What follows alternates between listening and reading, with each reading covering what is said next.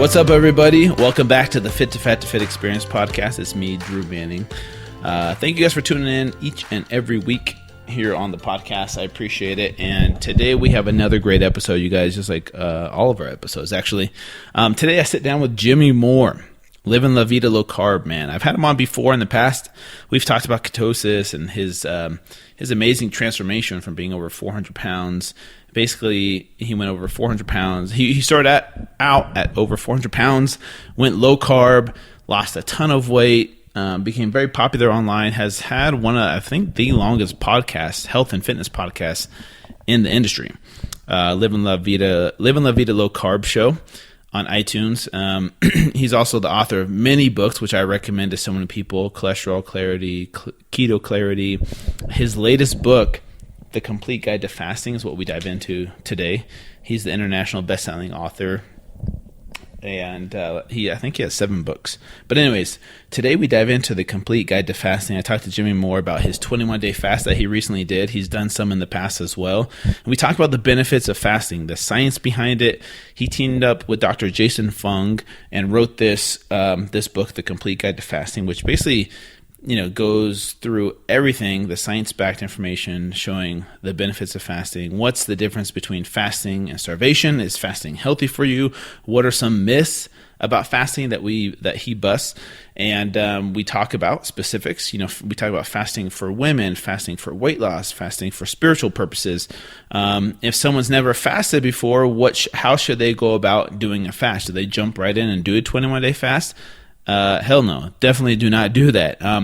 He goes into that. It's a step-by-step process to prepare your body to do a fast. And then from there, maybe you start out we talk about intermittent fasting, and we talk about, short periods of fasting, and then, how do you eventually work up to a 21-day fast? Anyways, anything you guys want to know about fasting, we talk about it here in this episode. So do not miss this episode. You definitely want to stay tuned for all the good information. The reason I had him on, you guys, is because I am actually preparing for my 7-day fast, which I've never done more than a 24-hour fast, actually. But now that I'm keto adapted, I definitely feel like it's something that I want to experience and test out. So I'll be doing my blood work before and after. I'll be doing a DEXA scan before and after to show my lean mass versus fat mass, before and after the process. And I'll be documenting the whole thing, so you guys can tune in to follow me along every single day of my 7-day fast, and it should be coming up after, well, depending on when this airs, it actually might be happening as when this episode airs, so we'll see. Anyways, before we jump into the episode with Jimmy Moore, we have to get a shout out to our show sponsors. First and foremost, everlywell.com. I do all my medical testing through them. If you ever want to get your blood work done in the most convenient way possible, which means not having to go to a doctor's office and pay expensive lab fees and waiting in lines and drawing a ton of blood, check out everlywell.com. Use my code FIT2FAT2FIT for 10% off of their test that basically you order online, they send to your home, you do the test from your house, you administer the test yourself. So it's usually a prick of the finger or a urine test of some type. Super easy to follow, very convenient, very affordable as well. And you can get your testing done as often as you want. I definitely recommend at least once every 3 to 4 months so you can tell if you're becoming healthier, right? Just because weight loss alone doesn't determine if you're becoming healthier. So I'll be using them for my fasting. I'll be using them for all my future journeys. Everlywell.com. Use the code FIT2FAT2FIT for 10% off. Our next show sponsor is none other than Quest Nutrition. These guys have been great to me over the years. I've known them for a long time. I trust their products. Their products are amazing. They're well known for their protein bars, right?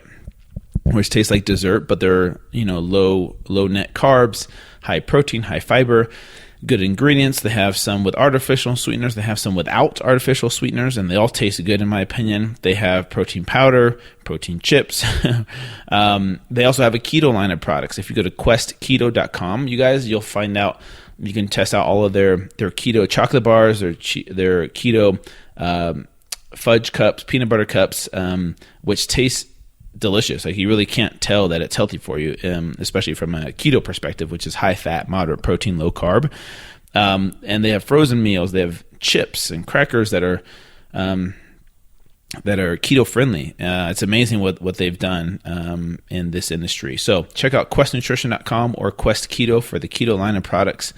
One last show sponsor that I'm just throwing in there just because it's for a limited time is Lavita. They used to be a show sponsor back in the day, and they're back because they're doing from this date of this show through December 31st using my unique URL, which is hylete.com. That's HYLETE.com/fit-to-fit. Get 40% off of any of their performance apparel. So I use Hylete. I love their shorts. Their shorts are my favorite, but they have t-shirts, tank tops, socks, pants, spandex, compression shorts, compression pants, hats, fitness bands for your head, like sweatbands. This is all high-end stuff. This is, comparable to Lululemon in my opinion.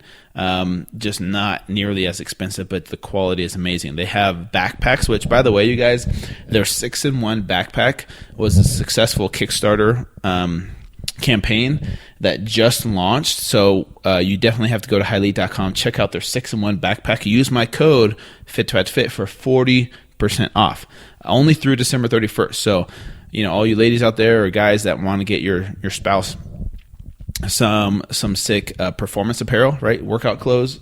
Definitely check out hylete.com/fit for 40% off. All right, you guys, now let's go ahead and jump into the episode with Jimmy Moore.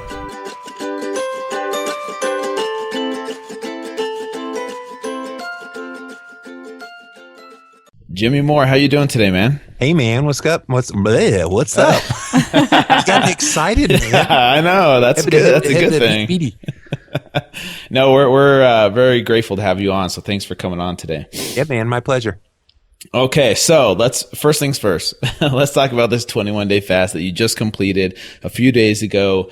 I was following you on social media.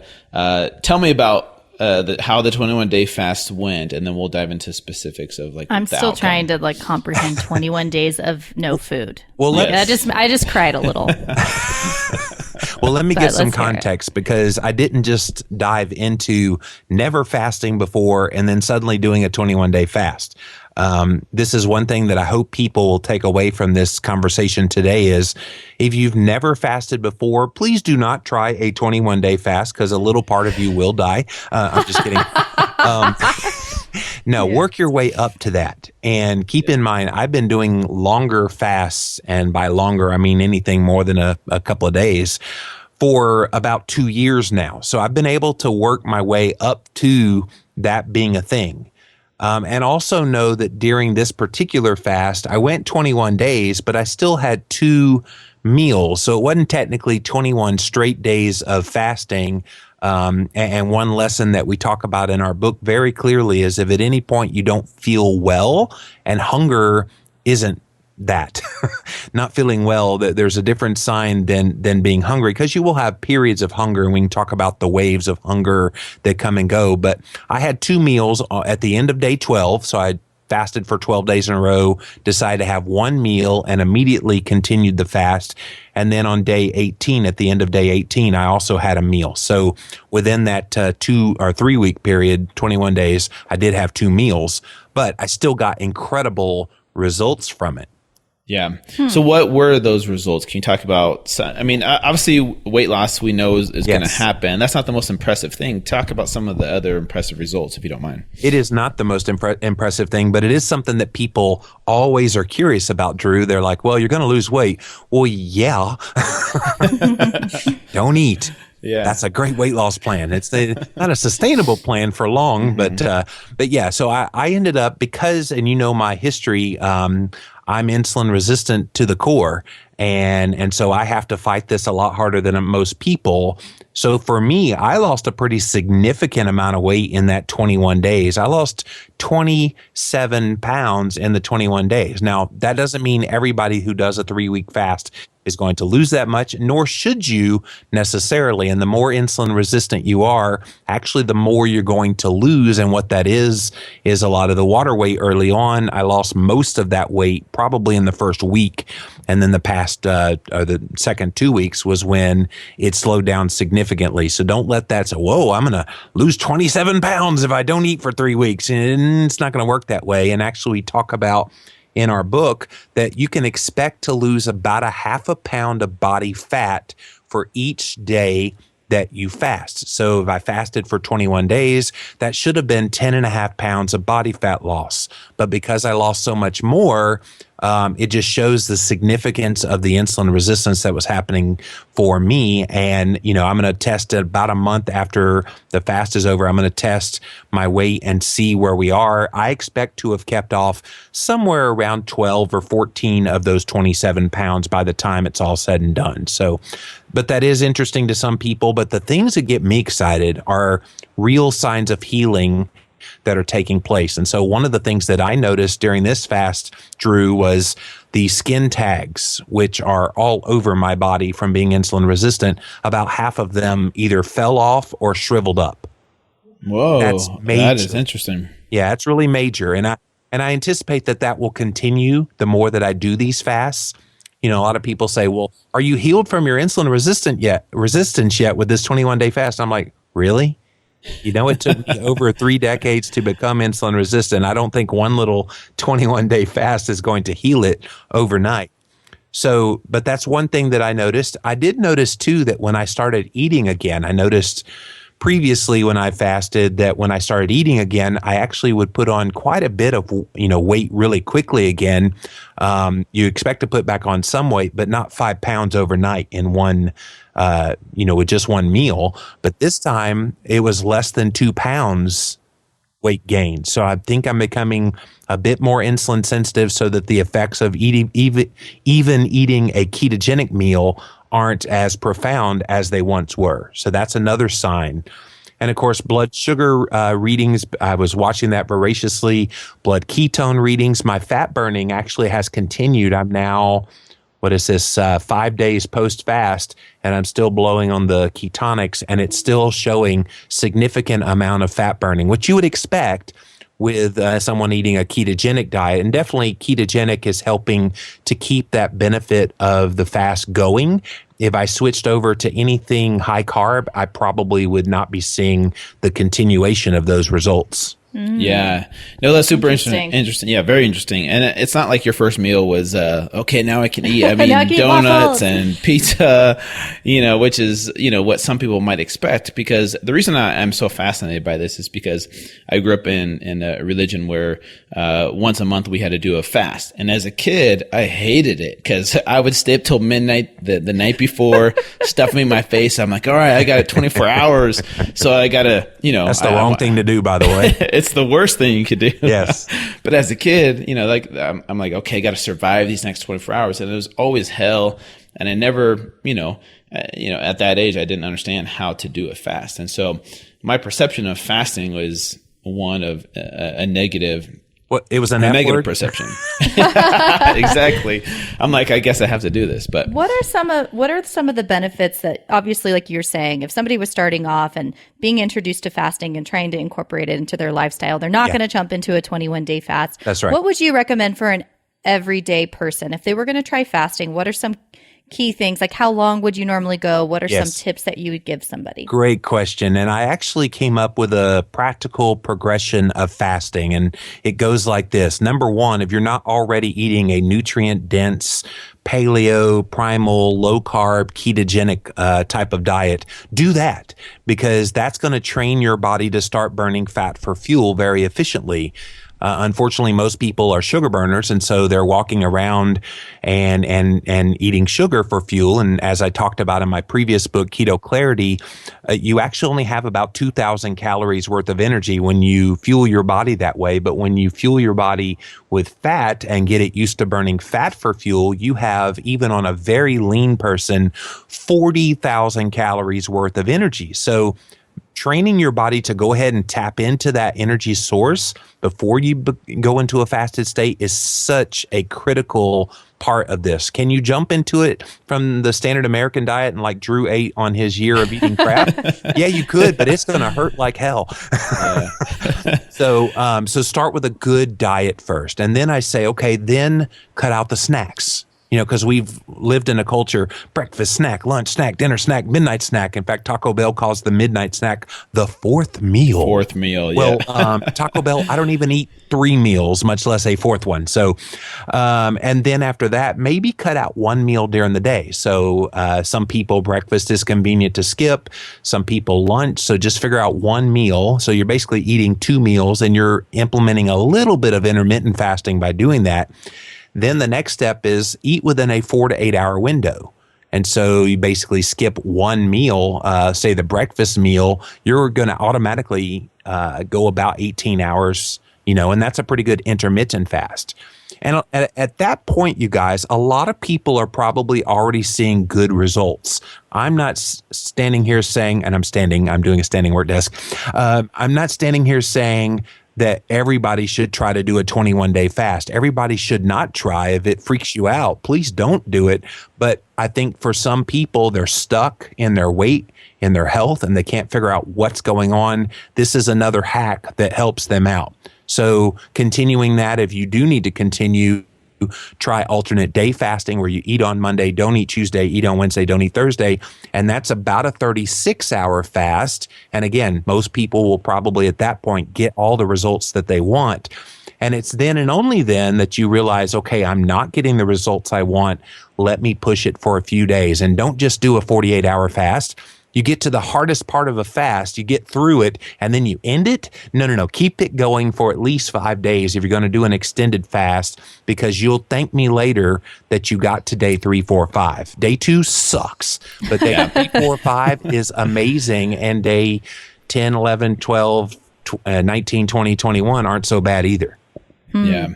So with intermittent fasting, which I know is something that a lot of people have done, where, like you were saying, they'll eat their last meal of the day, then they won't eat breakfast. Maybe they'll have something like bulletproof coffee, and then they'll eat a meal at lunch. What are some health benefits that people that people see from that type of fasting? Yeah, I mean, again, it's going to depend on someone's personal level of insulin resistance. I know I would not do well with that. Well, number one, I hate bulletproof coffee. I just hate coffee. No offense to Dave Astor. He's a great friend of mine. Dave is a great friend of mine, and I love that he has this concept. I prefer like bulletproof broth. So I'll do bone broth with some butter and things in it if I want to do something like that. Unfortunately, I don't think that's a true fast because you are getting quite a few calories with that. Should it impact your insulin? No. Mm-hmm. But I think some people may have issues with that, whereas if they didn't eat anything at all, they probably would do a whole lot better. And interestingly, I did this thing called a fat fast before, and if people are familiar with the Atkins diet, he promoted this like 1,000 to 1,200 calories of mostly fat as a way to kind of kickstart your ketosis and kickstart fat burning. Unfortunately, I actually got hungrier eating 1,200 calories of 90% fat than not eating any food at all. Now, tell me how that works, wow. Drew. That sounds backwards. That sounds backwards, of course. But so if somebody were, let's say somebody were to skip the coffee then, which I'm not going to lie, that makes me want to cry. I love coffee. But let's say they were to skip it and they were going to do the fasting till about noon. I know that you said everybody's body's different, so the results are different. What are some typical results that someone could see from trying fasting? If somebody was curious, like, well, what are some of the health benefits of things that I could Oh my goodness. I mean, basically what we're trying to do here, I'm obviously the low carb guy, but what I would like to communicate to people is it's about low insulin. And so whatever can lower the insulin load in your body. So if you're insulin resistant, you're going to have to do a little bit more than those who are a little more insulin sensitive. So someone who's insulin sensitive, you're going to see incredible even enhancements in that sensitivity to the insulin just by skipping 1 meal a day, kind of implementing an intermittent fast. Of course, the improvements in your lipids become very quick to see. The cholesterol panel, people care about the cholesterol. I don't. I would rather look at inflammation and insulin because those tell truly the tale of what's happening in your health more than anything. So the lowering of the inflammation, the lowering of the insulin, the mental clarity. This one I do not want to let slip by because too many people are walking around moody. They're walking around where they can't remember things and a brain fog. I often see these health headlines that say, oh yeah, don't eat a ketogenic diet because you'll just have brain fog all day. I'm like, no. Eating carbs is what gave me brain fog, and not eating it all and getting lots of ketones to fuel my brain actually makes your brain supercharged. And I did a lot of these interviews for the fasting book in a fasted state during that 21 days. And I never felt more alive, more coherent. I can't talk because I'm eating again, but if I was still fasting, it's amazing. And I think just for that alone, it's worth giving it a try. Yeah. Gotcha. Sorry, I don't mean to be taking over this. Drew's giving me this look like you Forget asked him another question. Okay, well, yeah, exactly. Sorry, I'm so interested in this because this is something that I've actually had a lot of women talk to me about and ask me about and wonder if it's a good route for them. And honestly, I have always known so little about it that I just told them I can't really give them guidance. Like, everybody's body's different. But the main thing that always held me up, and maybe you can shed some light on this, Jimmy, is I was always under the assumption, especially for women, that often when we do things like that, when we restrict calories from our body, when we go through these periods of fasting, that it can alter our hormones, which could then impact a lot of different things, obviously, but even, give us the reverse results that we want. Have you researched or do you know of anything specifically to do with women and fasting and how that could potentially negatively affect our hormones? Or what are your thoughts on that? Yeah, great question. And Dr. Fung has seen well over 1,000 patients, Dr. Jason Fung, at his clinic in Toronto, Ontario, Canada, where he's put women and men alike on all kinds of fast, everywhere from intermittent fasting to these longer fasts. And he said that he's never seen any differences between men and women in a fasted state. And he said, the problems that are described out there on the internet, and by the way, don't read the internet because it will discourage you, from really giving this a try. And that's unfortunate. I mean, I understand people want to share their stories and their experience, and I'm sure there are some women who have had adverse effects from going on a fasted protocol, but he has seen so many patients that he doesn't really see that there's any difference. Now, as far as the hormonal effect and the metabolic effect, a lot of women are concerned, well, if I don't eat, I'm going to slow down my metabolism. Well, guess what? That's not what happens. We actually put a lot of this data in the book. With The Biggest Loser, remember they talked about how they ate very low calorie and truly did slow down their metabolism, because when you eat too few calories and your body thinks it's being fueled deficiently, it actually will slow down, and their metabolic rate did go down. So people are like, whoa, well, if that happened at a low calorie state, what happens when you don't eat? Here's the counterintuitiveness again, you guys. When you don't eat anything at all, your metabolism revs up by 10%.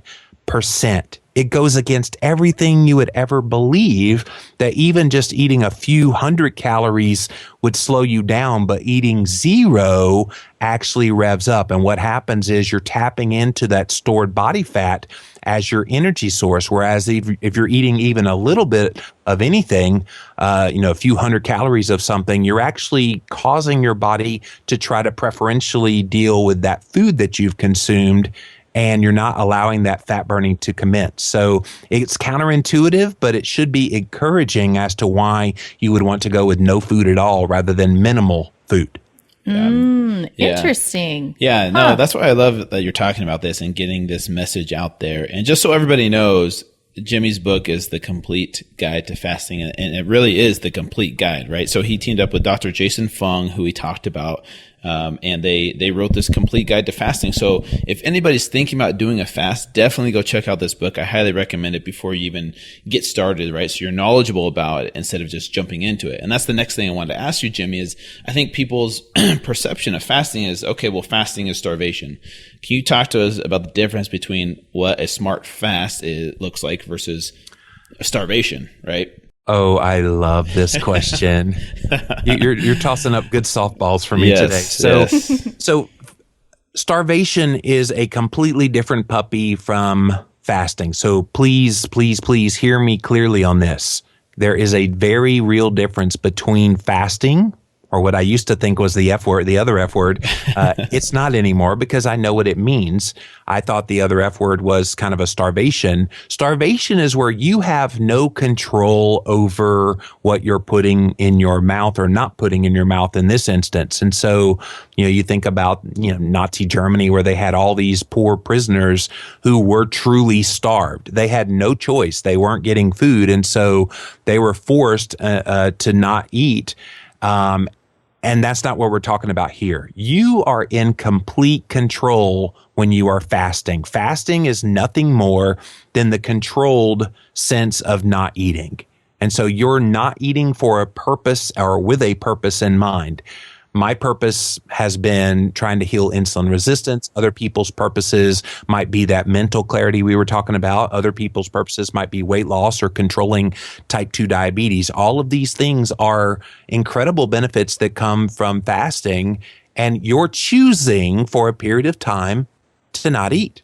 Now, here's the kicker. If at any point you don't feel well, guess what you can do? You can go to the refrigerator and solve that problem and eat something. And that's the difference, because you're not saying, well, I got to push through it. All those low fat diets I did over the year. Oh man, I'm hungry, but I guess I'm supposed to just deal with this. And so you did deal with it, and you actually did more harm than good doing that. And that's not what we're talking about with fasting. Now, I talked about day 2 being hard, and you will feel hungry and have some urges to eat. But if you get beyond day 2 and, day 6, you start to get a real hankering where you've got to eat, then by all means, you can stop it at day 6 and you're good to go to start back again whenever you want to start back again.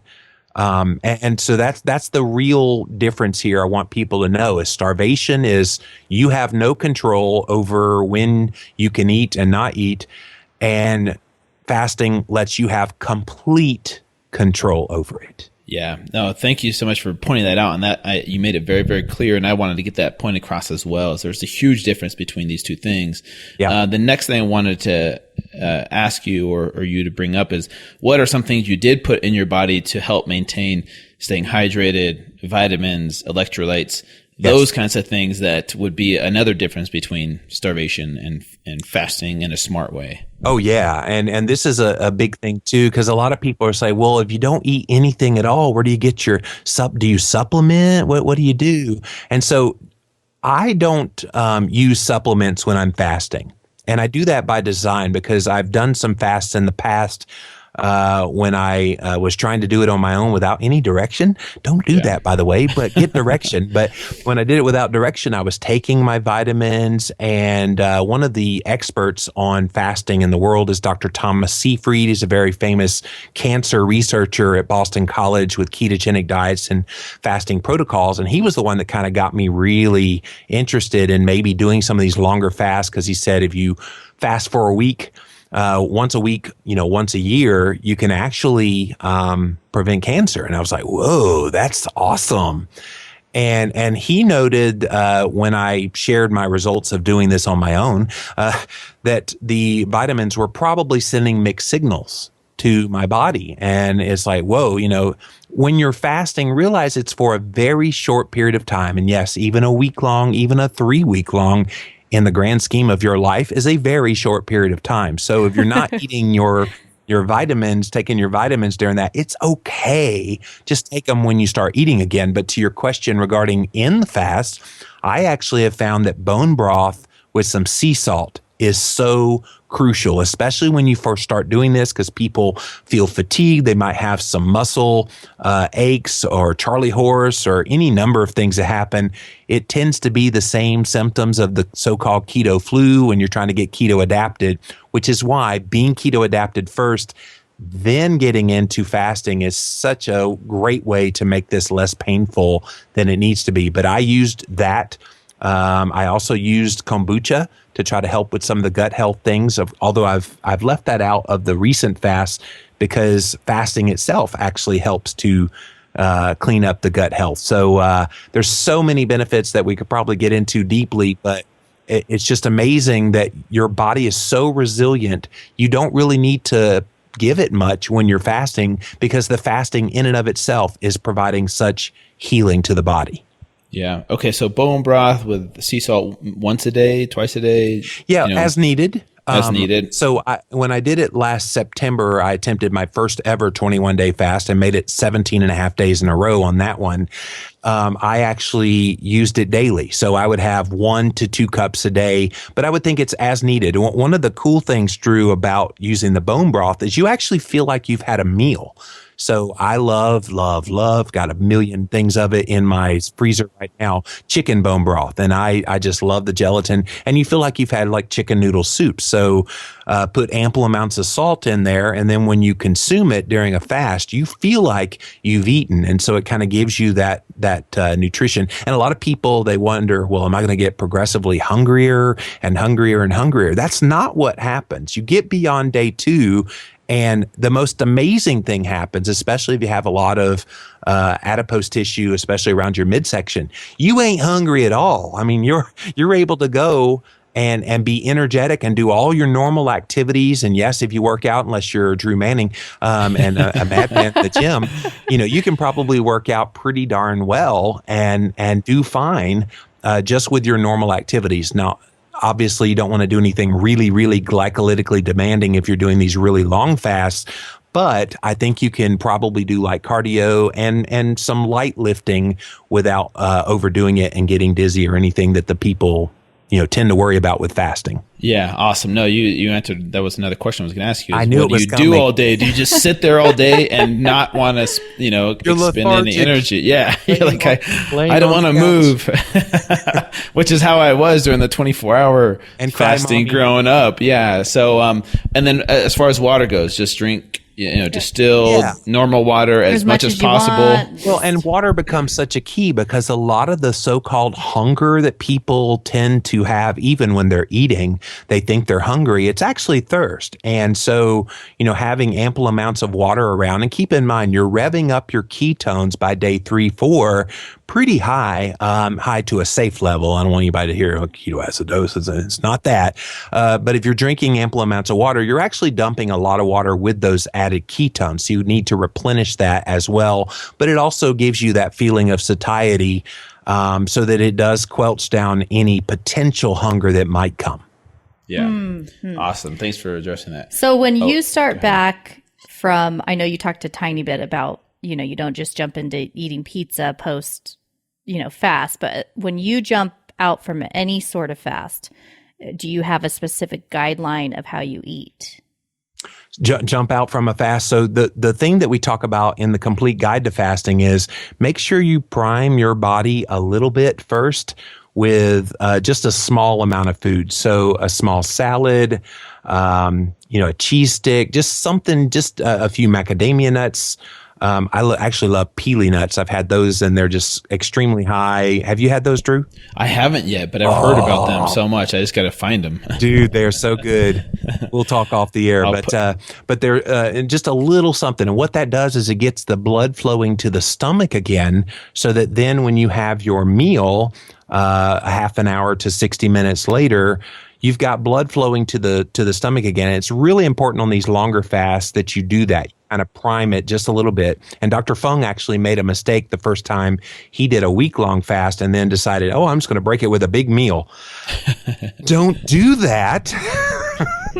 Because he was hurting for certain after that. And so we always say prime it a little bit. And I've actually never had issues post-fast with eating. And obviously, you're going to have a little bit more calories than you typically would, of a normal meal. Duh, you haven't eaten for a while, but you're not going to gorge and you're not going to be starving and have to eat the next 10 hours to try to get all of your satiety back. It actually comes back really fast. So do you try to, you're saying kind of like prep your body, prime your body. Do you try to, in a way, limit then what you're eating and how much you're eating for 1 day or 2 days following, or not really? Just try to limit what? I'm sorry, I missed that. Try to limit your calories. Are you trying to limit? I don't really pay attention to the calories because it's interesting. People are like, well, I tried to eat a whole lot, but I actually couldn't eat as much as my mind thought I could eat. You actually end up self-limiting without you even knowing it. Beyond that first meal, which you will eat a little bit more, you find it quickly comes back down. And you actually, when it comes time, quote, for meal time, you're like, well, dang, I don't really feel like I have to eat. Don't eat then. Go to the next day.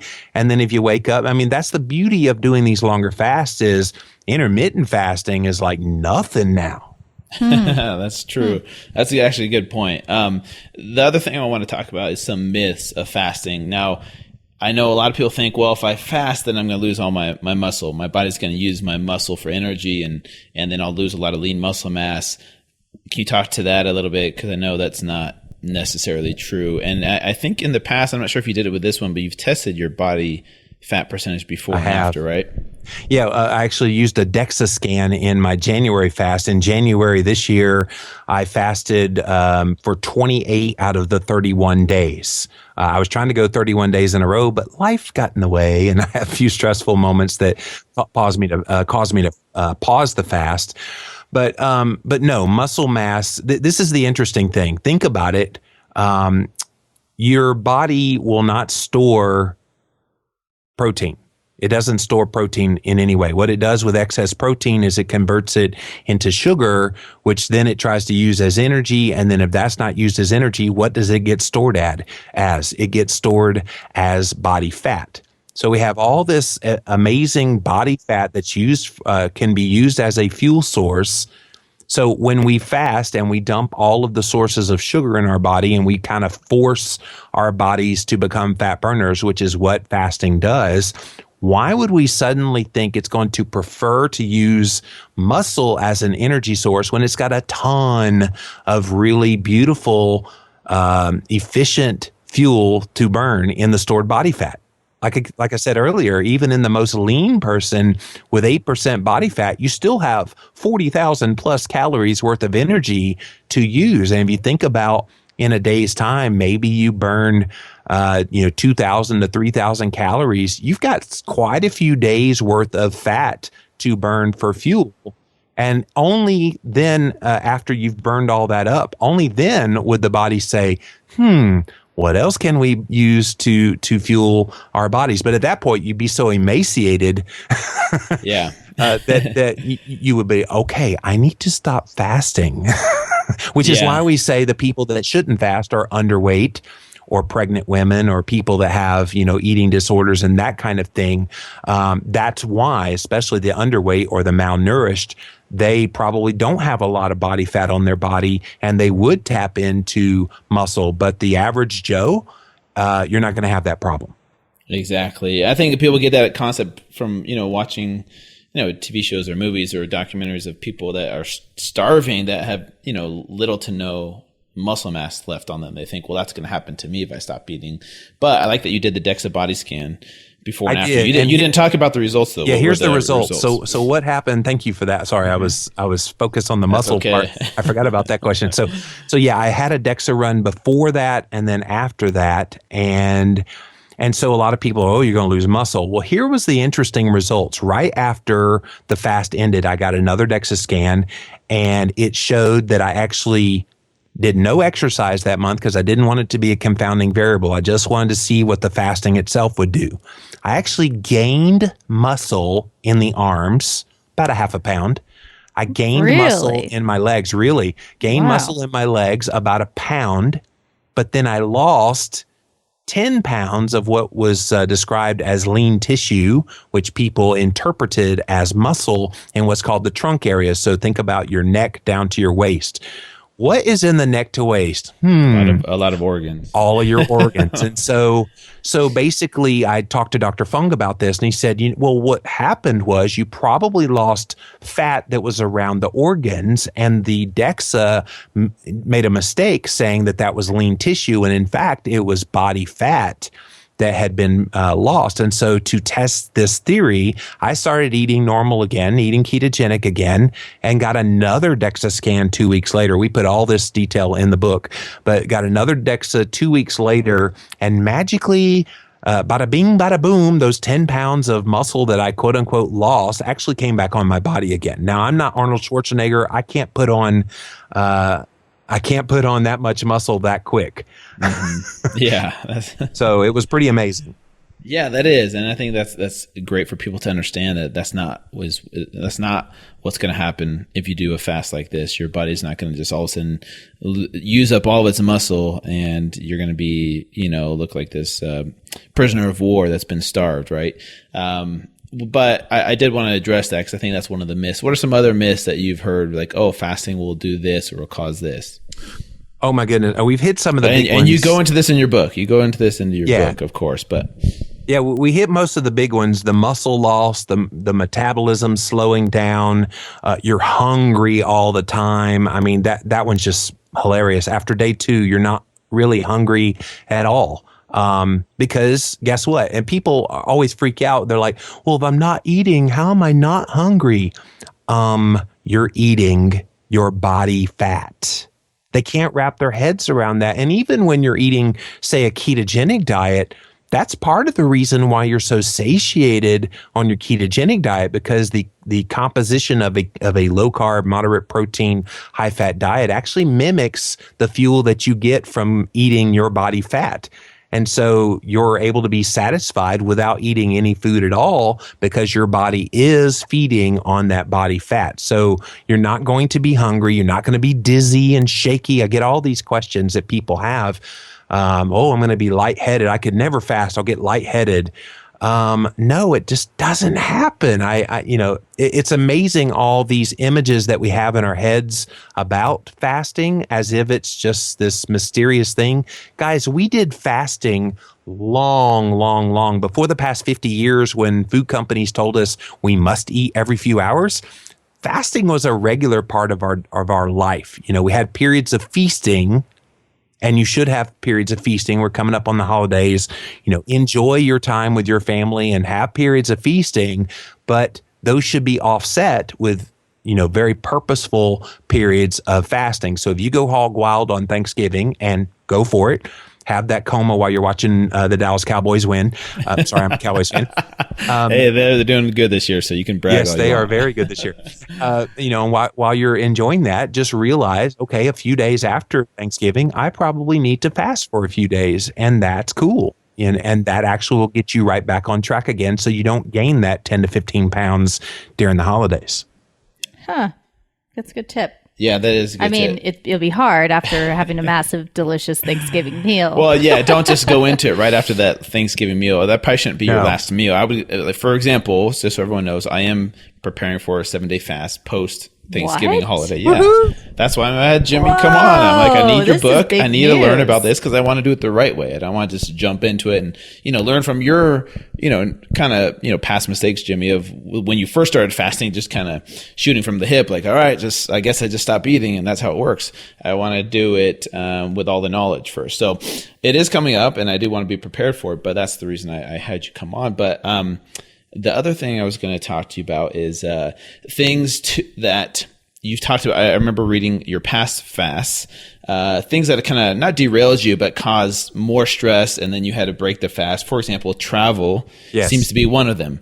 And so for me, I don't plan on traveling during my 7-day fast because I think that's just going to add more stress than this already is. Because fasting is a stress. It is a stress on your body. What are some other things that maybe derailed you in the past or kind of you should try and avoid? One of the things that I did before, and I don't do this anymore, but I used to drink diet soda. And so if you're using artificial sweeteners, Crystal Light has no calories, or Diet Coke or Coke Zero has no calories. If you're doing it within the context of a fast, these products, while 0 calorie, and it's not about the calories, by the way, but it's 0 calorie, but it's actually going to stoke cravings. It's going to stoke hunger where it doesn't need to. And I think that was a huge mistake I've made in previous fasts because I was like, well, at least the diet soda would give me sanity during a fast. And I thought that, again, when I was doing it wrong, and it actually didn't. One thing that I did too on one of the 1-week fasts that I did way back in 2011, was the first time I ever tried a 1-week fast, testing Dr. Seyfried's thing about preventing cancer. On day 7, I made a huge mistake. As a Christian, I actually went to church that day in day 7 of a fast and had communion. Now, Just one little bite. People that don't know what communion is, it's like a little wafer cracker and like a little thing of grape juice. Well, when you haven't eaten for 7 days, your body's very well adapted to using fat for fuel, and you suddenly give it sugar. Don't do that. Because I got very hypoglycemic and had to end my fast. I was like laying on my bed. I'm literally standing within feet of where I was laying in the fetal position. And my wife comes in. Christine says, "Are you dying?" I said, "Yes, I'm dying." And bring me food. Yes. So I actually was very ravenous after that experience. And I learned, okay, God will forgive me for not taking communion while I'm fasting, but yeah. So that was a huge mistake. But I mean, there's so many little things that people do to try to get through the fast that probably isn't such a good idea. Yeah. No, and I definitely wanted to learn from those. So like traveling, I think that, you said hard. Like going to in-laws' houses. I think on one of them you went to an in-laws house and they made all this food for you. Travel in and of itself probably is okay for a lot of people. But what I've found, Drew, in my own personal experience, and it's probably true of a lot of insulin resistant people, if you have type 2 diabetes or obesity of any kind, you're insulin resistant. And so for those people, I think if you're insulin resistant, you're also stress resistant. So you have a susceptibility that stress is probably going to impact you multitudes more than it would someone who wasn't insulin resistant. I'm still working on that theory. I would like to see some studies in that aspect. And maybe one day I'll write Stress Clarity if I can figure out that piece of the puzzle. Yeah, that's a good idea. I did see on social media you are coming out with another book. You just announced it, right? Or you just found out about it, right? I actually have 3 books coming in 2017. Oh, 3. Whoa. Sorry, 3. No, that's all right. So more ketogenic focused typed ones, a couple of medical doctors, and then this RHN, registered holistic nutritionist, and I are going to kind of talk about the piece of self-love and how to heal, that it's more than just the nutrition. So Meg Dahl is her name. So we'll be busy next year. Yeah, that's the one I saw. Last question before we let you go, and I just wanted to get your thoughts on this. Sure. Taking exogenous ketones maybe the first couple of days, because I know day 1, day 2 are the hardest. Is that what do you feel? What's your thoughts on exogenous ketones during a fast? It could help some people, but like I said, Drew, if you're already pretty keto adapted, which is not very difficult, I wrote a whole book about it if you want to learn about Keto Clarity, but get keto adapted and that becomes a non-issue. I do think some other things that could be helpful, and I'll give Dave Asprey a bit of a plug here, not his bulletproof coffee, but his the MCT oil that he has, the brain octane fuel. If you take a little bit of that for the first couple of days of a fast, it may actually squelch some of the problems. And actually, it would become, in essence, a source of exogenous ketones, because those do get converted into ketones very easily. And maybe that would help someone if they're starting off on a fast. So whatever it takes for you to get through that first couple of days, because day 3, 4, 5, and beyond are nirvana. Yes, that is what I'm looking for. Because for me, I'm not trying to lose weight. I'm not trying to get ripped or shredded. For me, I want to experience the mental benefits of it, and then also, in a way, for me, spiritual benefits. I really do feel like there's a spiritual side of fasting. Yes. And I don't know if you talk about that in your book, but we do. We talk about the history of fasting. We have a whole chapter very early in the book on the history of fasting, and we pay homage to all of the religious sectors that have used this for generations.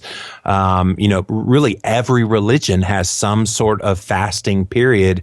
And, back to your women question, they don't say, well, the women can't do this, but all the guys in the religion can. No, everybody, except for the children, would be fasting.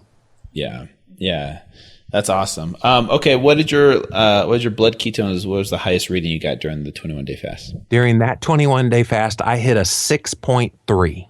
Okay, so give people an idea, Drew, because people don't know the levels. Oh, yeah. So on average, I probably, once I got into the higher range, I probably averaged about 4. Yeah. which is cool. And get this, you guys, test your blood sugar at the same time. And you should get down into the 80s and below. Actually, a lot of people were doing this fast with me on Periscope. And I saw some people saying 60s, 50s, even in the upper 40s. That is normal when you have higher levels of blood ketones, but also something interesting happened to me. I actually saw levels that were even higher in the 90s and even into the low 100s, and that freaks people out. What's going on?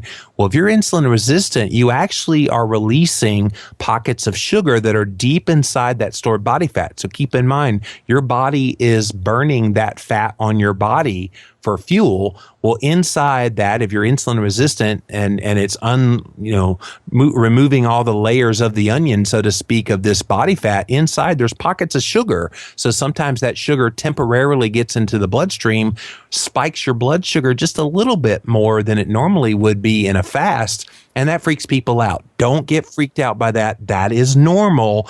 And it means healing has commenced.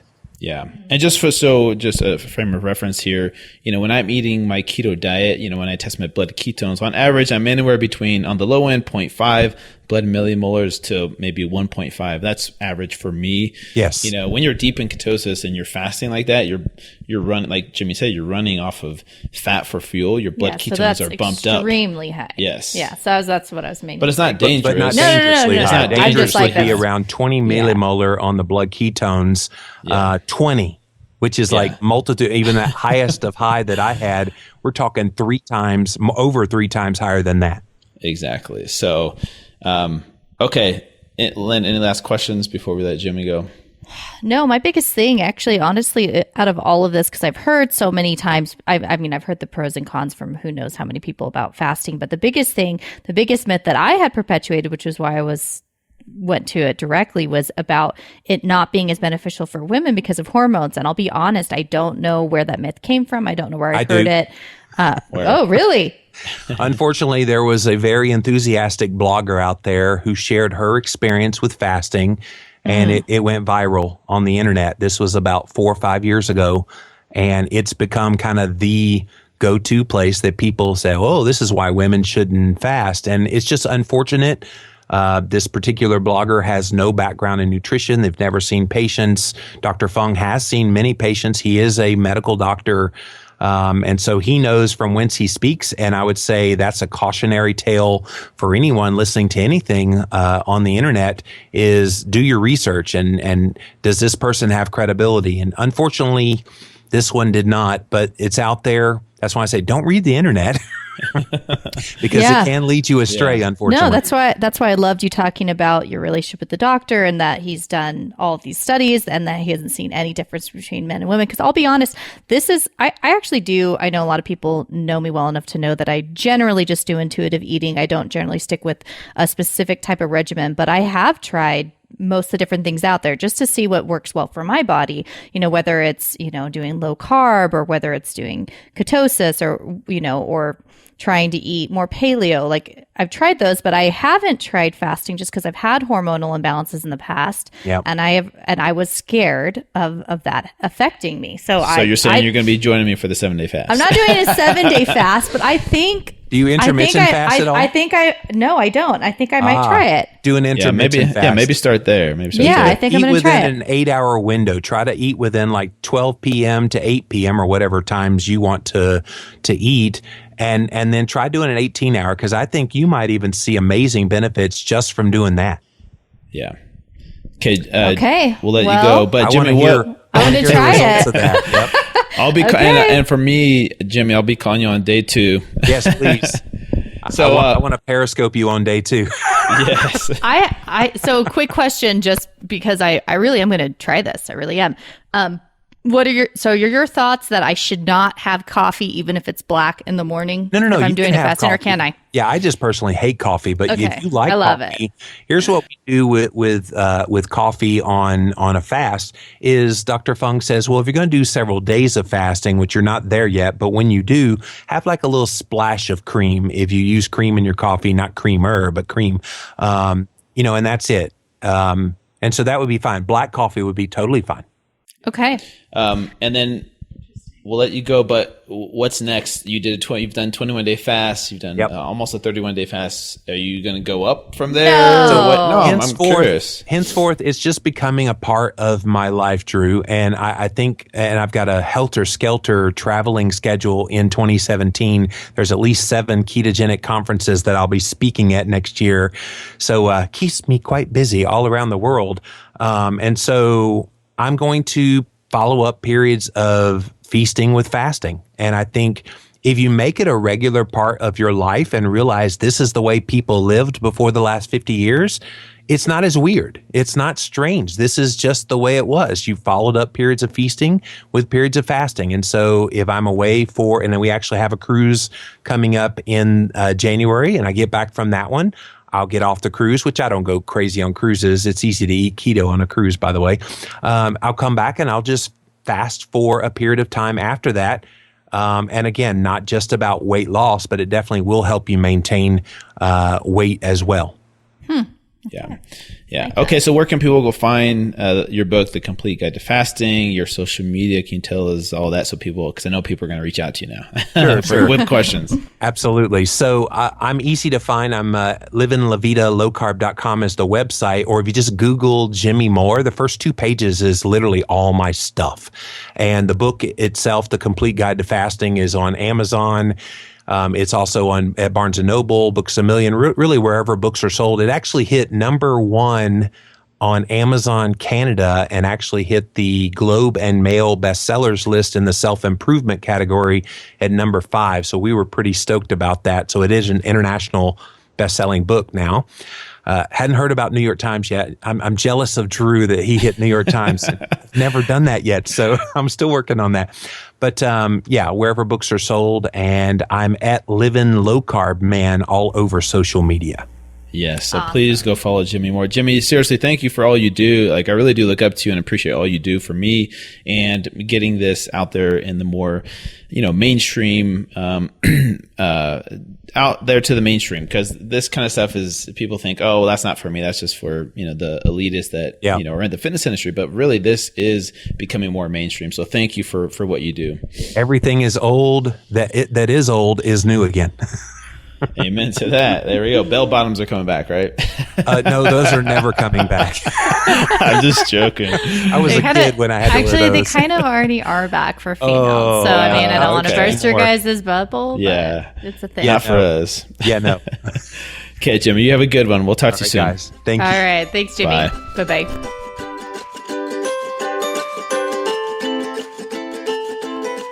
All right, you guys, thank you so much for listening to today's episode. I hope you enjoyed this episode of talking about fasting. Let me know what you guys thought of it. Please leave a comment on iTunes. Subscribe to our podcast, please, and please share it with your friends and family. If you really do feel like this information is valuable, please pay it forward by sharing it with those that you love that might benefit from these types of episodes. Please reach out to me, you guys, on social media. Let me know what you think of the podcast. How can I improve it? What you guys like and don't like. I'm open to suggestions. I really am. So just reach out to me on social media, you guys, and let me know what type of format you guys want, what type of people you want me to interview. I am here to serve you. So let me know how I can do that. In the meantime, you guys, please sign up for my newsletter on my website, fittofattofit.com, to stay in the know. Sometimes you'll miss posts on social media. So the best way is through the newsletter. If you want to know about upcoming events, upcoming product launches, discount codes, just staying updated on podcast as well. The newsletter is the best way to do that. Also, my website is fittofattofit.com, which is full of ton of information to help you transform your life, to embrace a healthier lifestyle change. Thank you guys once again for all the support throughout all the years and for many more years to come. And I am excited for next week's episode. So please tune in next week for another great episode on the Fit to Fat to Fit Experience podcast. We'll see you guys next time.